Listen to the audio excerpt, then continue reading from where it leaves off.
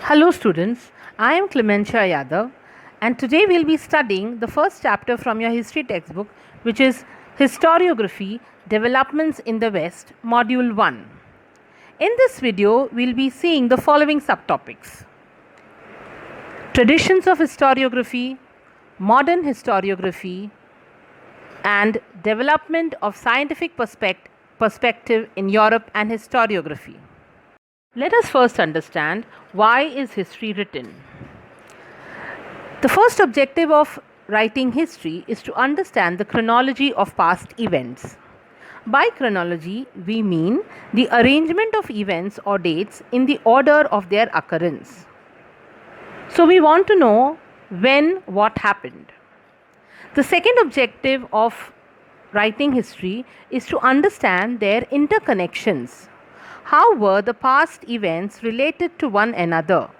Example, what was the connection between the arrival of the British and the Battle of Plassey? By this, we don't just study the events individually, but we also want to know how were the events connected to each other. So, how were the historical events related to each other? We want to know all this, and hence we study history. So, by this, we can say that historical research, writing, and studies is not only an individual learning, but it is a continuous process. Let us study the methods used in physical or natural sciences to verify data or to formulate laws. Well, the methods used are experimentation and observation. These are the traditional methods of verifying data and are also called as empirical or laboratory methods. The laws which are formulated by using these methods remain true with respect to time and space. They can also be tested and proved repeatedly. But the question arises, can we use these methods to check any historical evidence? Unlike the formulas of maths or the laws of science, historical time and space cannot be recreated. That is, we cannot recreate the day, the date of a particular event. We cannot recreate entirely any war or battle. And hence we can say that even historical events which are based in that time and space, they cannot be recreated. So, historical laws cannot be formulated which are true in terms of time and space. And hence we can say that the empirical methods of experimentation and observation cannot be used to check any historical data. We have till now seen what will not help us to study history. Let us now see what are the requirements to study how history is written. Firstly, we need a person who is an expert in languages and scripts to read and understand the meaning of a historical document. For example, we may have found a document which has an old looking script which we are not aware of. Hence, a person who should be an expert in languages and script to understand it. Secondly, we also need an expert in examining the authenticity of the document. Authenticity means the correctness, the originality of the document. He can do this by using criteria such as the lettering style, author style of writing, manufacturing date. If it is a letter that is written by a king, then there may be the date when the letter was written, the type of paper that was used, and also the stamps of authority. If it is a letter written by a king, then it will contain his royal seal.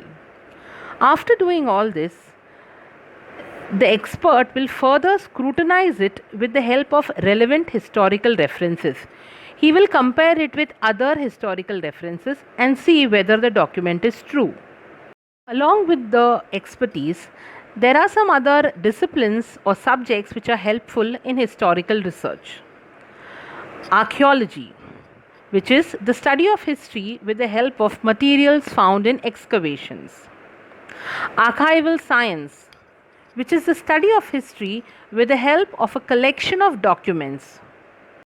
Manuscriptology, that is the study of history with the help of handwritten documents. Epigraphy, the study of ancient inscriptions like cave inscriptions or stone inscriptions.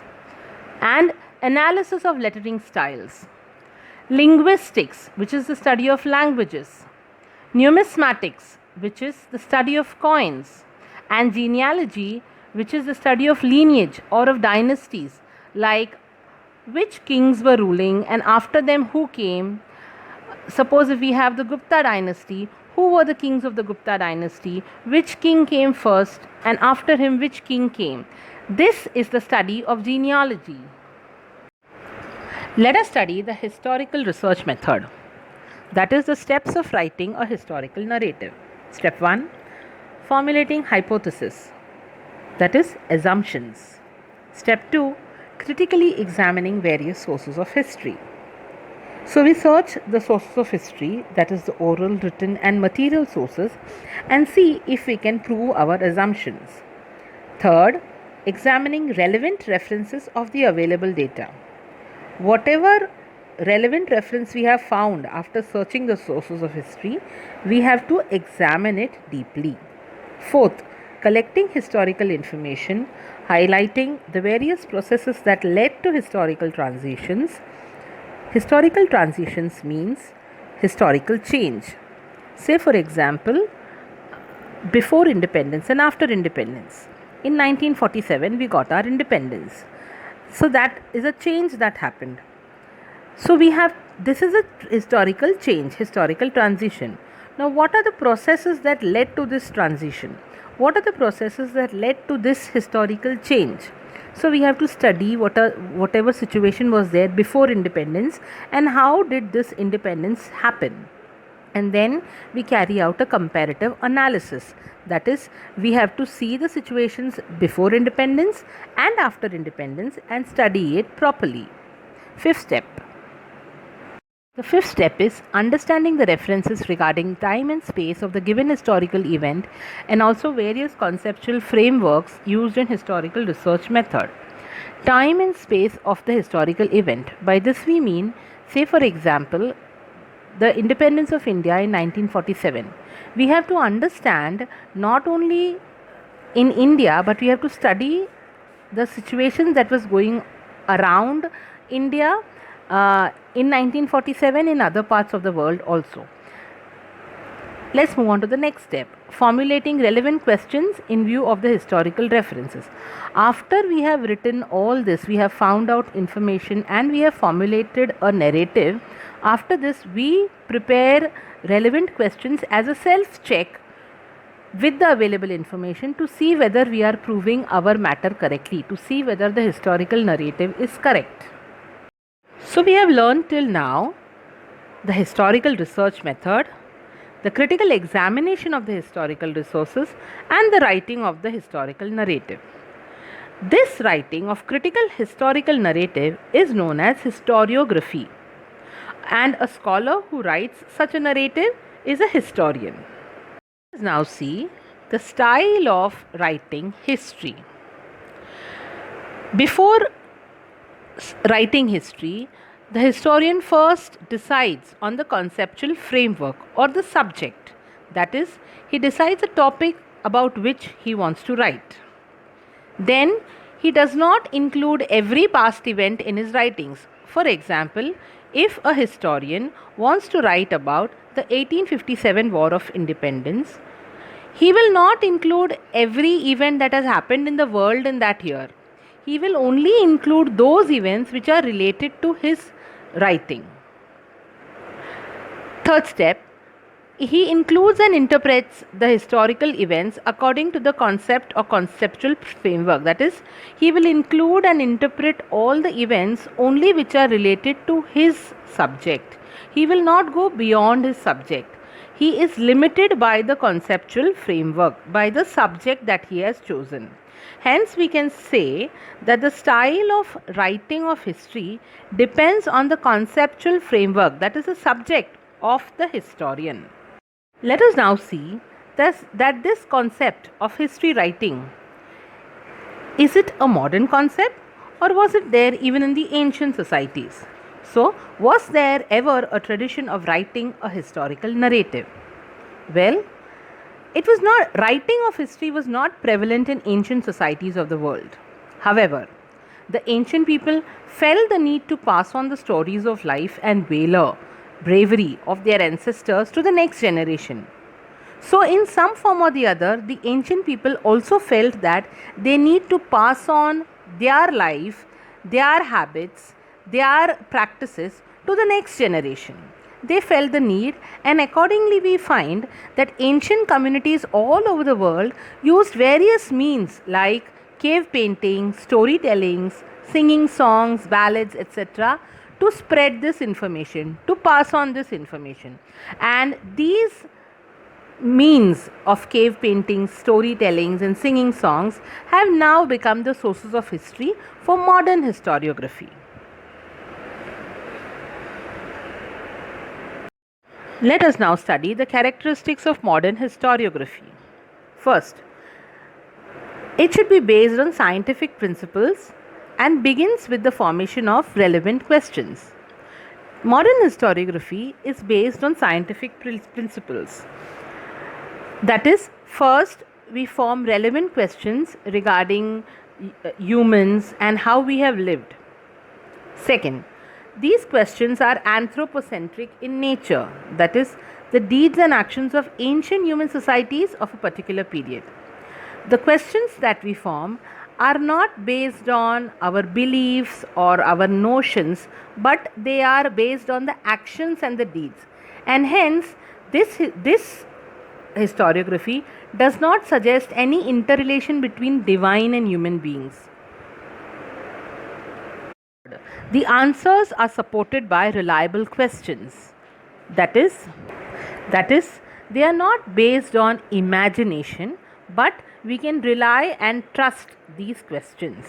Fourth, this history presents a graph of mankind's journey with the help of past human deeds.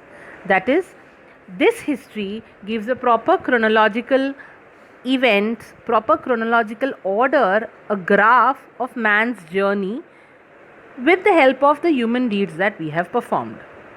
The characteristics of modern historiography have their roots in ancient Greek writings.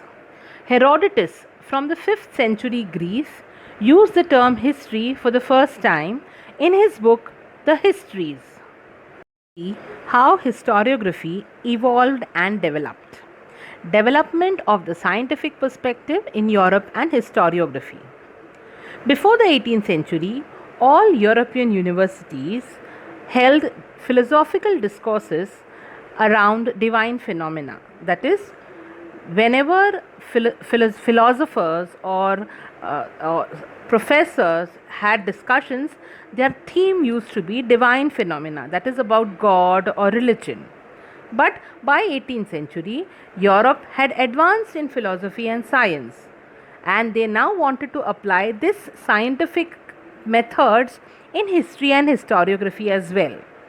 So in 1737 CE is the Common Era, Göttingen University was founded in Germany, and it had an independent department of history, and other German universities also became centers of historical studies. So we find that once they started applying the scientific principles in historical study, soon many universities opened up centers for historical studies. With this, we come to the end of this video. So we will be continuing this lesson in another module which will be uploaded soon. Thank you, students, for listening.